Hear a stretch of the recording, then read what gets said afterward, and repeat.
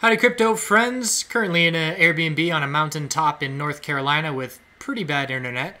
So I'm going to make this quick, not going to have Iceland at the end of this video, and then I'm going to go play with a wood fire hot tub outside, which should be fun. We're going to look at Bitcoin, Ethereum, Litecoin, and BCH. We're continuing to see the one pump at a time game. Today it was Litecoin's turn, and Litecoin saw a very significant move. And some of the indication, let's do Litecoin first. Some of the indication that the bulls were showing up is members that were using the alert system started saying, hey, there's a lot of bot activity going on, and it really exploded with the price to the upside as we saw continuation. This is the same daily continuation that BCH already saw, and now Litecoin is seeing it as well with the highest bull volume day that we've seen in a couple of months. So a higher low and a higher high. This resistance level right here of 69.44 is the lower high on the weekly. Anything under that level is a longer term lower high, and we're coming off of the low right now on the weekly time frame, so bulls have to break this level to be signal number one for the trend to change. The daily time frame gave us just another higher low. That new key level is 54.33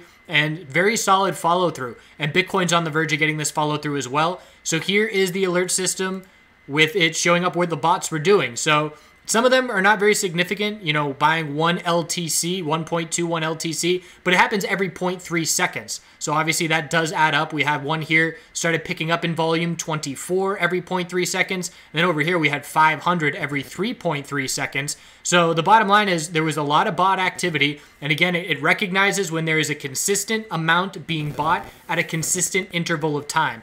And obviously a lot of activity on that big move to the upside. And then we had the overbought climax go off right at the top of the initial bull move before 3 hours of consolidation. And again, that occurred because the hourly RSI was overextended and the volume behind the move both triggered our overbought alert at 64.50. So checking in on Litecoin and where we stand from here. And let's see if there were any clues on the 15-minute time frame. It's going to take me a little bit to shuffle from time frame to time frame here. But we had a clear bear break, and then the bulls showed up. So it really came out of nowhere. So the question a lot of people have is, how do we find this next move? You know, how do we get the next pump? And honestly, the answer is, number one, you either have to be setting stop buys on coins that have not run yet and hope that it's the next one and it runs into your move, or you have to be sitting at the computer because this move comes absolutely out of nowhere. Really, the first indication was here when we saw the volume pick up on the 15-minute time frame and we broke some resistance levels. But next thing you know, half hour later, that move is at its temporary top. We did get a beautiful little lower high, higher low equilibrium on the 15-minute time frame that led to continuation. We're riding 15-minute exponential supports to the upside, and the hourly time frame is giving us inside bar after inside bar. Healthy bull flag consolidation, hourly inside bar bull break, hourly inside bar bull break, and now we're looking at, again, as long as the 15-minute exponential supports hold, the bulls are in full control. When it's lost, we're going to zoom out to the hourly time frame and look at the hourly exponential moving averages. When that's lost, we're going to zoom out to the 4-hour time frame and do the same. So 4-hour higher low is absolutely anticipated to happen due to the size of this bull move.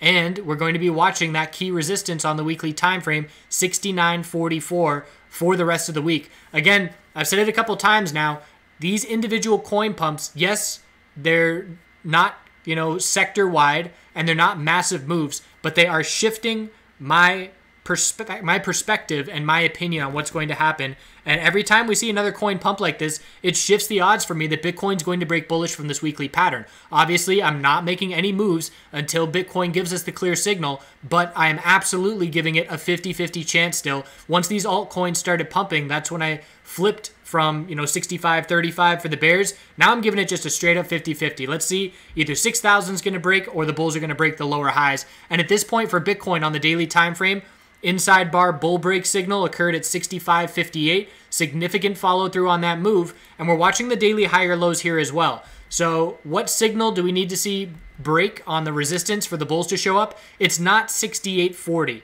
That would be a great sign. And the bulls certainly would not complain if that level were to break. But that's not the weekly break. And why isn't that the weekly break? Because we just pulled back so significantly from it? And the answer is because we never lost the daily uptrend. Yes, we pulled back significantly for 4 days, but the last higher low was 6,100. And I'm actually not on Coinbase right now. Let's go to Coinbase just for consistency. But we are still holding that daily higher low pattern. And as long as that remains the case, then our weekly lower high has not been set yet. So it's still the 7,400 level. Anything under that could potentially be another weekly lower high. We have to see if we lose the daily uptrend. Keep this daily uptrend and the bulls keep some comfortability in the short term. Lose this daily uptrend and we have yet another weekly lower high to be watching. So at this point, the potential of an equilibrium is here, where if we cannot break 68.23 and we set a lower high and then consolidate on the daily, we'll then look for a higher low and a daily equilibrium into end of the weekend. Essentially 3 more days, I'd say we could easily stay in this equilibrium if we fall back from where we currently stand.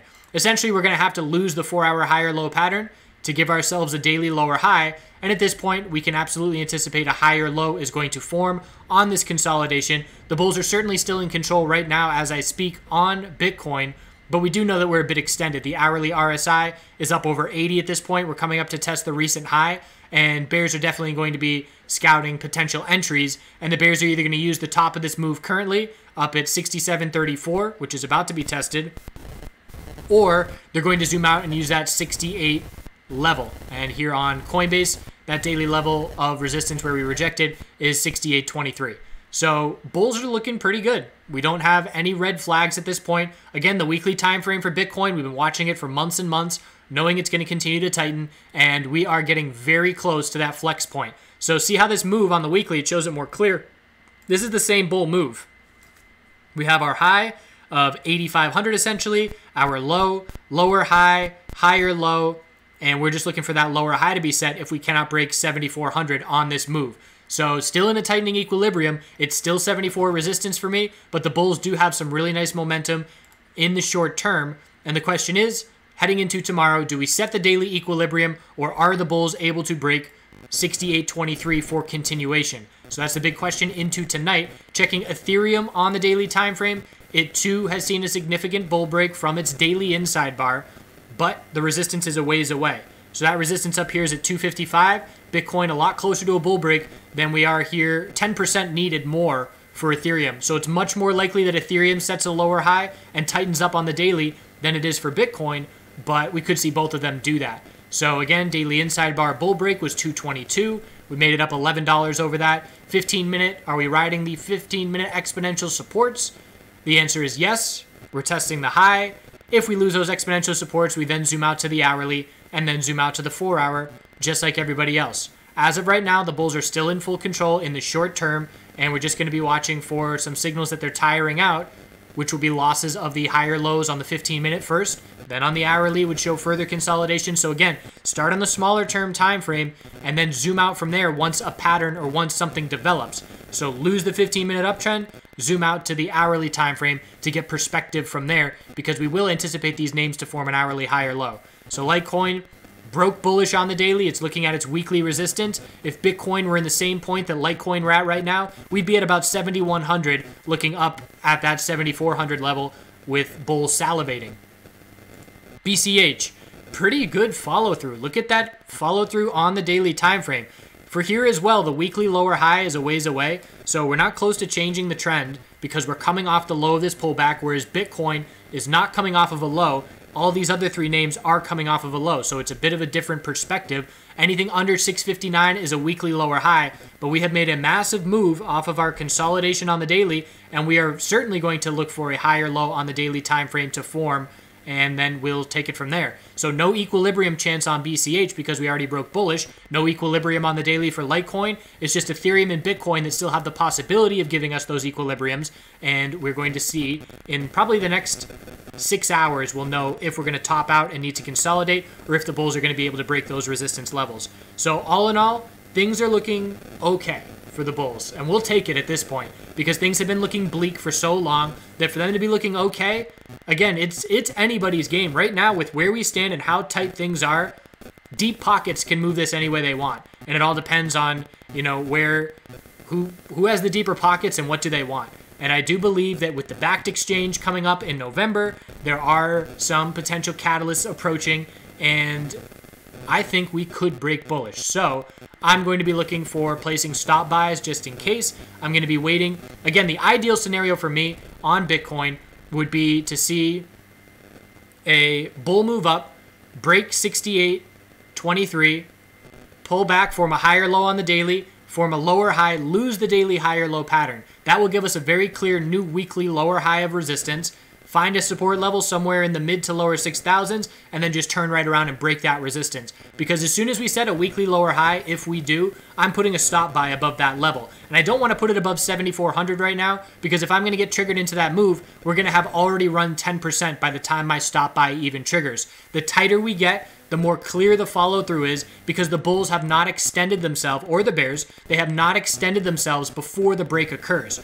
So that's why when we get a really nice equilibrium that's really tight, the break has a lot of momentum because we're not extended. Whereas, look at this weekly time frame for Bitcoin. We're already seeing 3 weeks of a bounce. If we were to just follow through and break 7,400 from here, we wouldn't expect a huge follow through kind of move. Whereas if we set a lower high at, let's say, 7,000, pull back for a higher low at 6,500, and then break 7,000, that little pullback gives the bulls the little breather they need to reestablish themselves, cool off all RSI levels, and then look for that follow through. So again, regardless of which direction we break, things are about to get really exciting with a lot of volume in this space sometime in the next month, and I'm excited for that to happen. We hope it breaks bulls, but again, going to continue my unbiased analysis. I do not have a position. We have long-term crypto positions. We're not touching until 2020 as a general rule of thumb, and we'll take it from there. So I appreciate you all watching. Continue to do good things out there, and I will get back to some Iceland footage. Perhaps I'll go to town tomorrow and use some of that cafe Wi-Fi. So thanks for tuning in. Best of luck. Establish your game plan. What are you going to do if we break bull here? What are you going to do if we break bull after a lower high is set? What are you going to do? Lay out multiple different scenarios, because there are certainly multiple different scenarios that could happen at this point. Congrats to the bulls that have gotten some of these gains on the way to the upside, and these moves are waking the bulls back up and saying, hey, remember when life was great? Well, that can happen again. So it's perked my attention, and we'll see what happens from here. We'll take it one day at a time, as we always do. See you tomorrow.